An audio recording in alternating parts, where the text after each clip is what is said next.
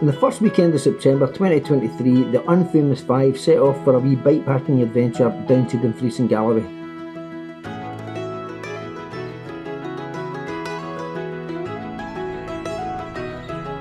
Cammy had picked a great weekend for the trip and we were very lucky with the weather.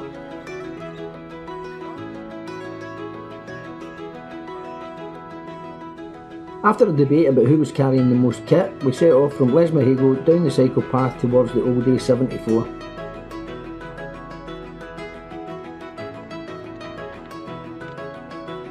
Our first refuelling stop came at Sanka, where we grabbed a quick bite to eat before I tried to educate Tam, but it quickly became apparent that he was just being deliberately obtuse.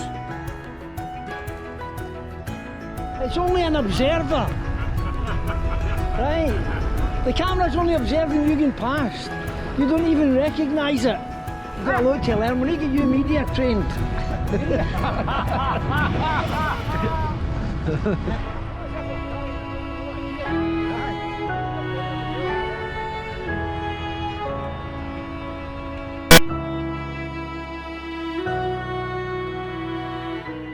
We had a very steep short climb about 40 miles in, and Dave unfortunately suffered a pretty explosive tyre pressure issue.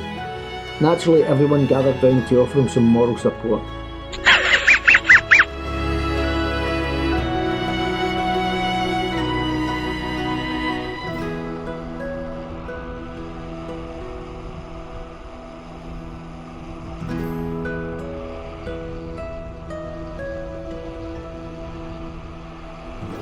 It was a fairly lumpy day with some challenging climbs which fairly sapped your legs with a heavily laden bike, but on the plus side the extra weight made the descents a bit faster.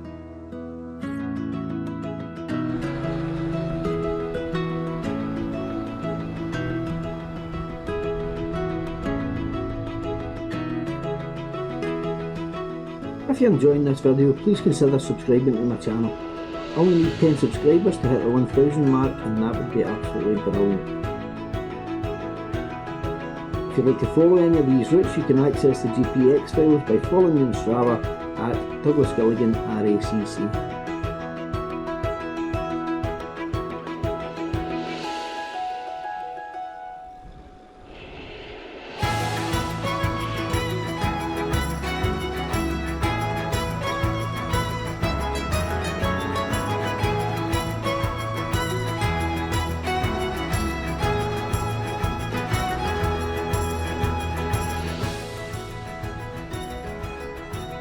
We finally rolled into Kirkcudbright and headed for the pub.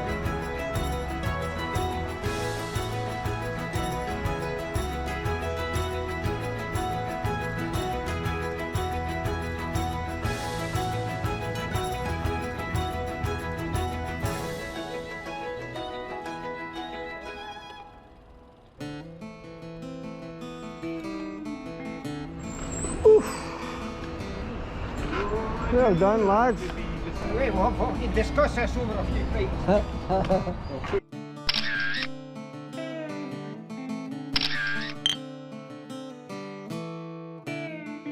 The ride by the numbers for day 1, where we covered 83 miles with an elevation gain of 4,100 feet. After a couple of pints we set up camp for the night on the banks of the River Dee just off the Tongland Bridge. It was a lovely spot and we all managed to get a decent kit.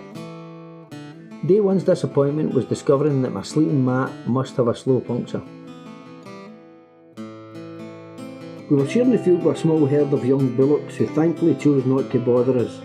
This was a godsend, as there would undoubtedly have only been one winner in that contest.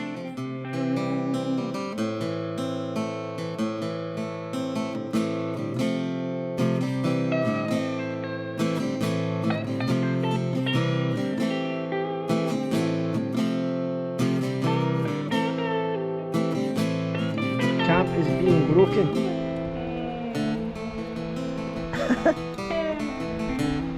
now, camp. No. Just, it's only an observer. It's not even here. You don't even see it. With camp broken, we set off for the shortest of our 3 planned routes, past the Wooden Horse of Kirkcudbright and along to the Co-op for some provisions for the day.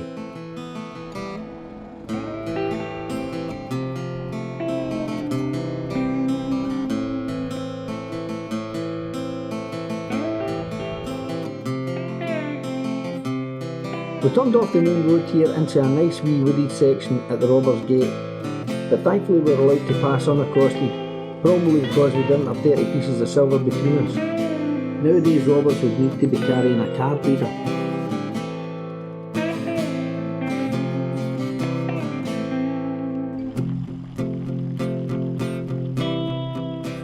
We then saw a nice wee VW ID Buzz, the first one that I've seen up close, and very nice it was too.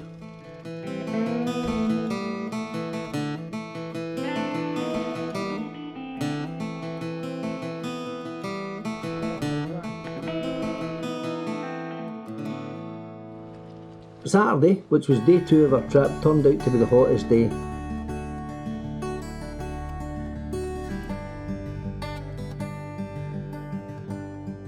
So what about your tits all the time, Cammy? I know the camera.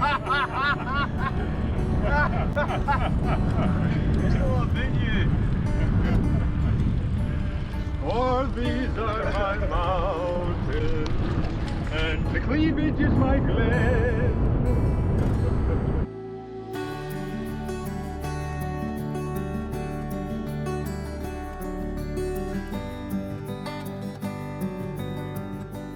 There's been a very successful reintroduction of red kites into Dumfries and Galloway, and we must have seen around 100 over the 3 days. We had some quite spectacular flybys by some very big birds.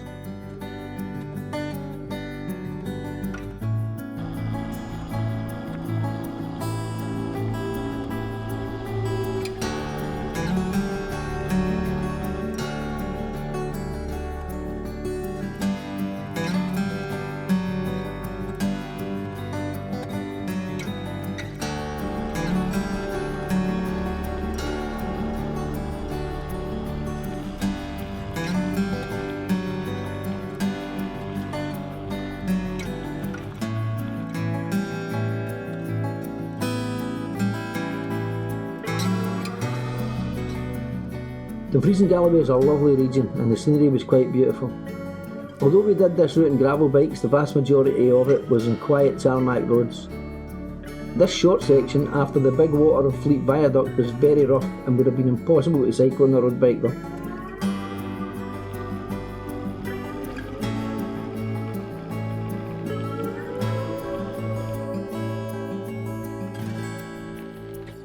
For the next 10 miles or so as we headed towards Claringshaw's Loch for lunch, we were in part of the Raiders gravel route.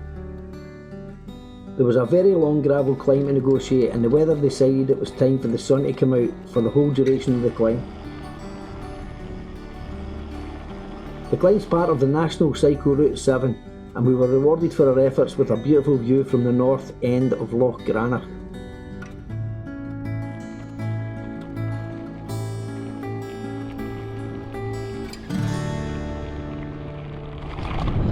Day 2, 26 miles in.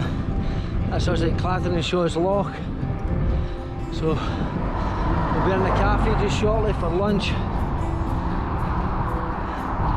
which I'm really looking forward to. Sorry, permanently closed. Blow.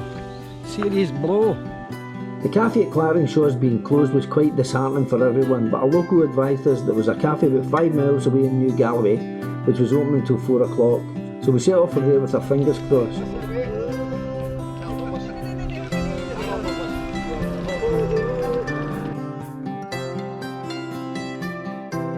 Thankfully we managed to get some coffee and cake before stocking up on provisions in the local shop.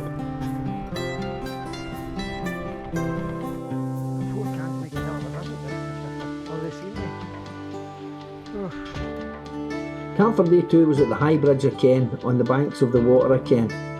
Again it was a cracking spot that the lads had chosen and the river helped to both chill our beer and soothe some aching legs. I tried to inflate my sleeping mat and put it in the river to see if I could find a puncture, but didn't have any success. Thankfully the grass under the tent was pretty spongy and I slept fairly well. The tale of the tape for day 2 was that we covered 42 miles with 2,700 feet of climbing and had one disappointingly permanently closed cafe. We awoke to another lovely day, had breakfast, broke camp and we're back on the road by 9:45. We've just spotted this cloud here, unbelievable, look at that. What an oval. Very pretty. For our second night's camp we were sharing the field with a fairly large flock of sheep. Thankfully they also chose not to bother us, at least directly. They did however leave quite a few wee messages for us, and there was a lot of sheep shit flying off the wheels of the bikes on day 3.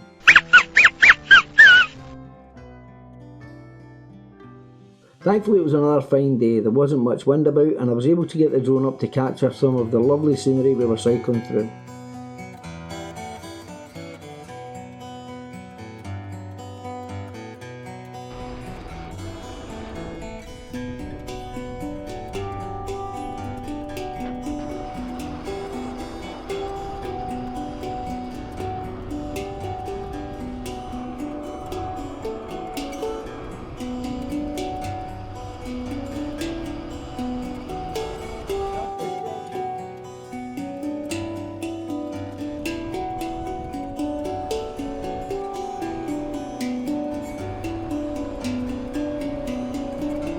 On day 3 we stopped in at Moyai for some lunch before continuing north to Sanka and on to Crawford John, where we stopped for a well-deserved pint.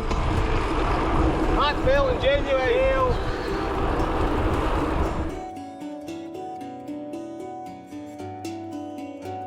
Cheers, Ed. Cheers. What's this for? Solo's point of view. Cheers, guys. Morale was really low when we had that in this shot. What's battering shows? I don't want to think about it. Some of the locals, Crawford John locals. Heavy guy. The little rise in the Les Mahego cycle path was our last climb, and I for one was delighted to crest it. We'd had a great weekend, thanks for arranging it lads, and thanks for the invite.